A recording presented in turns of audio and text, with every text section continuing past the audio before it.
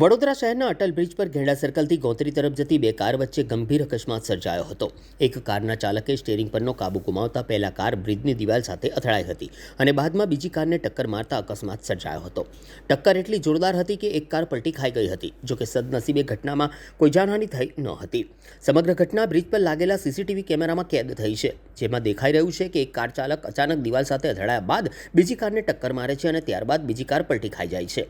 આ અકસ્માતમાં સંડોવાયેલા કાર ચાલક મિતુલભાઈએ જણાવ્યું હતું કે તેઓ ઘેડા સર્કલ તરફથી ગોત્રી જઈ રહ્યા હતા ત્યારે આગળ જઈ રહેલી કારનું અચાનક સંતુલન બગડ્યું હતું। પહેલા તે કાર ડિવાઈડર સાથે અથડાઈ હતી અને ત્યારબાદ તેમની કારને પાછળથી ટક્કર મારી હતી, જેના કારણે તેમની કાર પલટી ખાઈ ગઈ હતી। અકસ્માતમાં કારને ભારે નુકસાન થયું હોવાનું પણ તેમણે જણાવ્યું હતું। ઉલ્લેખનીય છે કે શહેરમાં છેલ્લા કેટલાક સમયથી બેફામ ઝડપે વાહન ચલાવવાના કારણે અકસ્માતોની સંખ્યા વધી રહી છે, જેને કારણે લોકોના જીવ જોખમમાં મુકાઈ રહ્યા છે।